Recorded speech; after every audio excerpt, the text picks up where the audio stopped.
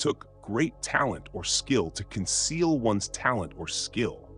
The French moralist François VI, Duc de la Rochefoucauld, once noted. As soon as we've reached a certain level of mastery, say in playing chess, it's hard to act as if we knew little about the game of kings. That's partly because it's difficult to imagine what it was like when we were still steeped in ignorance, even if that was just 5 minutes ago. Known as the curse of knowledge, this phenomenon speaks to the tragic burden mastery can be. What is the curse of knowledge? The curse of knowledge is a cognitive bias that arises from having a greater understanding of a particular topic. It's a phenomenon whereby those who possess more knowledge about a given subject find it difficult to relate to those with less familiarity. This can lead to misunderstandings, miscommunication, and even conflict. The concept goes back to a 1989 economics paper by Colin Camerer, George Lowenstein, and Martin Weber. It has since been applied more broadly, and I'm sure you've experienced it in one way or another. Think of something you've learned recently, something as mundane as basic chess moves. Once acquired, your knowledge has cursed you, so to speak. The better you get, the harder it is to imagine what not knowing basic chess was like. This curse can affect any type of relationship, from personal to professional, and can have far-reaching consequences.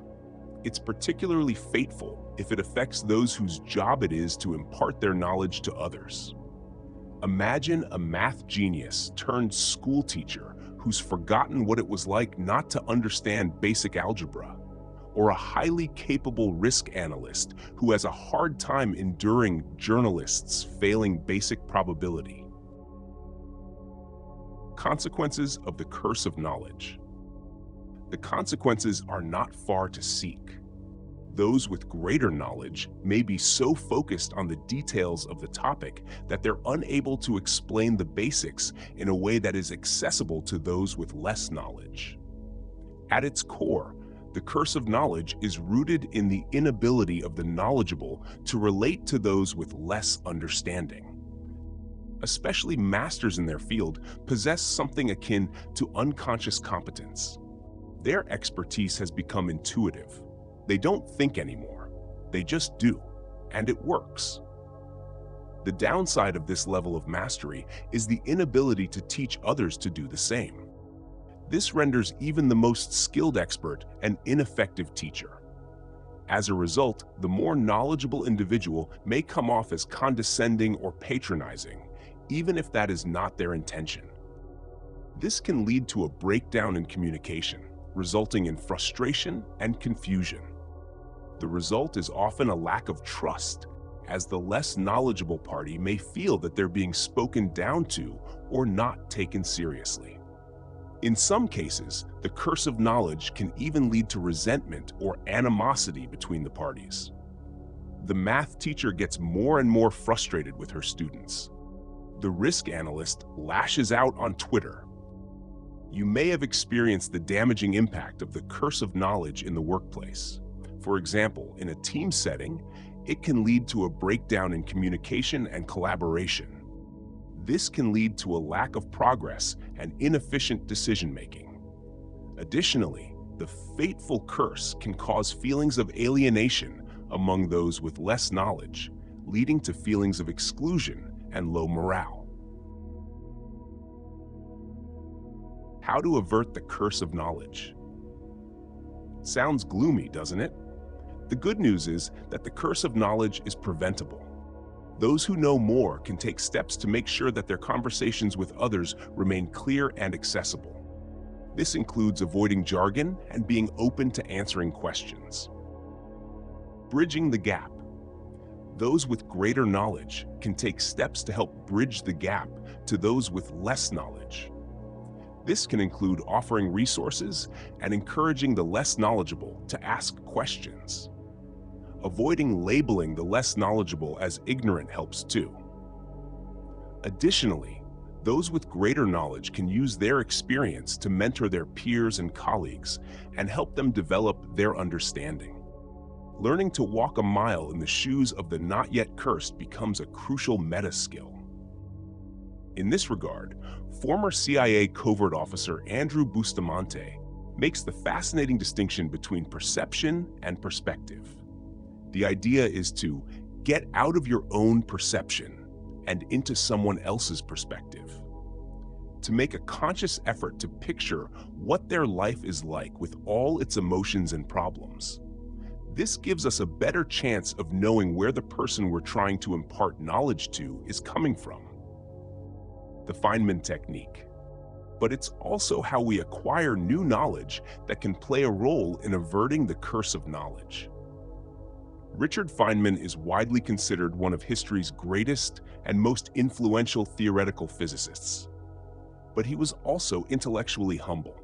He knew how to communicate to laymen in a non-patronizing way. One of the keys to his success and attitude seems to have been the so-called Fineman Technique. The Fineman Technique is a method that promotes learning through teaching and simplicity. It starts with a blank sheet of paper. As we study a new subject, we write down anything we learn. Next, we attempt to teach what we've learned to someone less knowledgeable. The idea is to fill the knowledge gaps our teaching exercise and student questions reveal to us, all while making further attempts at explaining what we've learned in the simplest terms possible. Feynman's way of learning not only prompts us to understand instead of memorize, but also makes relating to laypeople part of the process of acquiring new knowledge. It continuously forces us out of our bubble of expertise to see the world through beginner's eyes and communicate ideas accordingly. Purple Belt living. Finally, let's consider the curse of knowledge from the perspective of a beginner. What can they do to avoid a cursed teacher? According to writer Rob Henderson, the answer is purple belt living. In martial arts such as Brazilian Jiu-Jitsu, you start out as a white belt. As you advance, you reach the blue belt and the intermediate purple belt. Keep progressing and you'll eventually attain your black belt. As Henderson notes, our natural inclination is to look to black belt types for guidance, though oftentimes they are too far removed from these early experiences and what they had to do to reach that position. What's more, people at the top of their game have the ability to counter-signal. This means they can bend or even break some rules and get away with it. Just consider the difference between a student being late for class versus the instructor. This is why in martial arts and life, a good strategy to avoid the curse of knowledge is to look at purple belts, that is, people halfway to mastery, for guidance. They're advanced enough to serve as a role model, but not so advanced that they're out of touch with the challenges a beginner faces.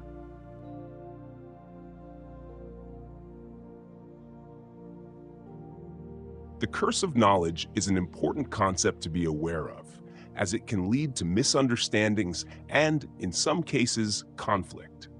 Fortunately, it's a phenomenon that can be avoided by taking the necessary steps to ensure that conversations remain clear and accessible. It's possible to bridge the gap between those with greater knowledge and those who know less from both directions. This requires a combination of intellectual humility and empathy. Once we've mastered this level of approachability, there's no need to conceal our talent or skill.